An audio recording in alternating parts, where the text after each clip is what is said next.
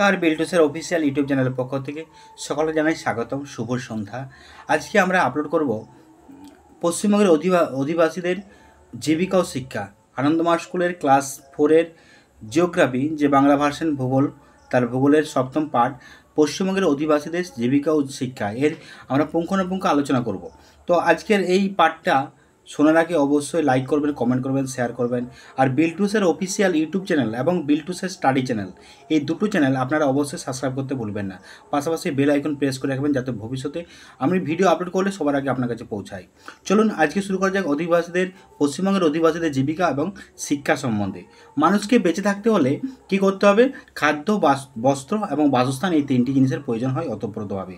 তো এগুলো জোগাড় করতে আমাদের কিছু না কিছু কাজ করতে হয় এবং টাকা পয়সা উপার্জন করতে হয়। এদেরকে এই টাকা পয়সা উপার্জন করাকে বলা হয় জীবিকা। তো যেমন ডাক্তারি, ওকালতি এবং শিক্ষকতা, ব্যবসা, চাষবাস। জীবিকা হয় দুই ধরনের। কি? স্বাধীন জীবিকা, এক চাকুরি। স্বাধীন জীবিকা আর চাকুরি, নিজেদের ইচ্ছা মতো কোনো কাজ করে অর্থ উপার্জন করাকে স্বাধীন জীবিকা বলে। নিজের ইচ্ছা মতো কোনো কাজ করে অর্থ উপার্জন করাকে স্বাধীন জীবিকা বলে। যেমন ব্যবসা, ওকালতি, ডাক্তারি, এক্ষেত্রে কাজের কোনো নির্দিষ্ট সময় থাকে না, নিজের ইচ্ছা অনুযায়ী কাজ করতে পারে।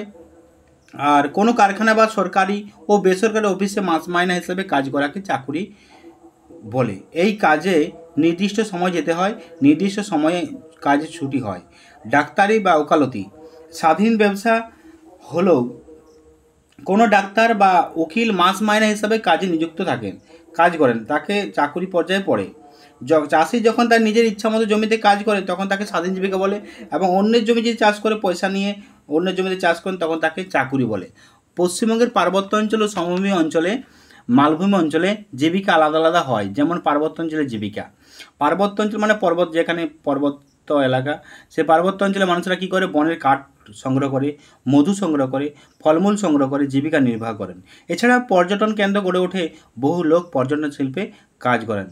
চা বাগানে কাজ করে বহু লোক জীবিকা নির্বাহ করেন। কিছু লোক চাকুরিকে জীবিকা হিসেবে বেছে নিয়েছেন। এবার আছে সমভূমি অঞ্চলের জীবিকা। সমভূমি অঞ্চলে উর্বর সমতল ভূমি, আমি আগেই বলেছিলাম সমতল ভূমি হচ্ছে উর্বর ভূমি, কৃষিকাজে খুবই উপযোগী হয়। অধিকাংশ লোক এখানে কৃষিকাজ করেন। কিছু লোক কাপড় বোনেন, মাছ ধরেন, কাঠের কাজ করেন, আবার কিছু লোক মাটির কাজে জীবিকা হিসেবে বেছে নিয়েছেন।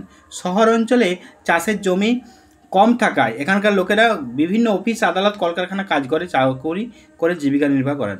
মালভূমি অঞ্চলের জীবিকা, মালভূমি অঞ্চলে প্রচুর খনিজ সম্পদ পাওয়া যায়। খনিজ সম্পদ থাকায় এখানে অনেক খনি গড়ে উঠেছে। ফলে এই অঞ্চলে লোকেরা বেশিরভাগ খনিতে এবং কলকারখানায় কাজ করেন, বেঁচে থাকেন। কিছু লোক কৃষিকাজ করেন, আবার কিছু লোক বনের মধু সংগ্রহ করেন, ফল সংগ্রহ করেন, ফুল সংগ্রহ করেন, কাঠ সংগ্রহ করেন, জীবিকা নির্বাহ করেন। শিক্ষা, এবারে শিক্ষা সম্বন্ধে বলতে গেলে এখানে আমরা প্রায় 200 বছর যে ইংরেজ শাসন, সেই ইংরেজ শাসনকে অবসান ঘটিয়ে আমরা স্বাধীনতা লাভ করেছি।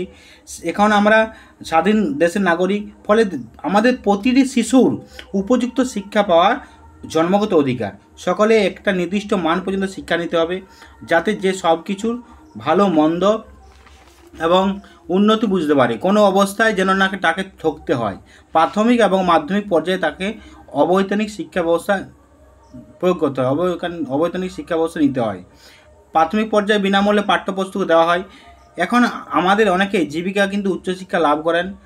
কেউ কেউ কারিগরি, তথ্য প্রযুক্তি, ওকালতি, ডাক্তারি, ইঞ্জিনিয়ার প্রভৃতি শিক্ষা লাভ করে করে থাকেন। সারা দেশে নিরক্ষর লোকেদের স্বাক্ষর করতে নানা রকম কর্মসূচি নেওয়া হয়, যেমন নিরক্ষরতা দূরীকরণ। সারা দেশে নিরক্ষরতা দূরীকরণ অভিযান চালানো হয়। বর্তমানে আমাদের দেশে কেরল রাজ্য শিক্ষায় অনেক উন্নতি করেছে। এখানে শিক্ষিতের হার অনেক বেশি। এই রাজ্যে পূর্ণ স্বাক্ষর রাজ্যের মর্যাদা লাভ করেছেন। তো আজকে আমরা পড়ালাম পশ্চিমবঙ্গের অধিবাসীদের জীবিকা এবং শিক্ষা সম্পর্কে আমরা আলোচনা করলাম। তো এই ভিডিওটা যদি ভালো লাগে অবশ্যই লাইক করবেন, কমেন্ট করবেন, শেয়ার করবেন। বিল্টুসের অফিসিয়াল এবং বিল্টুসের স্টাডি চ্যানেলের পাশে থাকবেন, সাবস্ক্রাইব করবেন এবং বেল আইকন প্রেস করবেন। চলুন বিল্টুসের অফিসিয়াল এবং বিল্টুসের স্টাডি চ্যানেলের পক্ষ থেকে আরেকবার স্বাগতম। Tata, bye bye. আবার দেখা হবে পরবর্তী ভিডিওতে। আনন্দমার স্কুল রিলেটেড প্রশ্ন, আনন্দমার স্কুল রিলেটেড প্রবলেম সলভ করার জন্য আমরা অবশ্যই আরও আসবো। Tata, bye bye.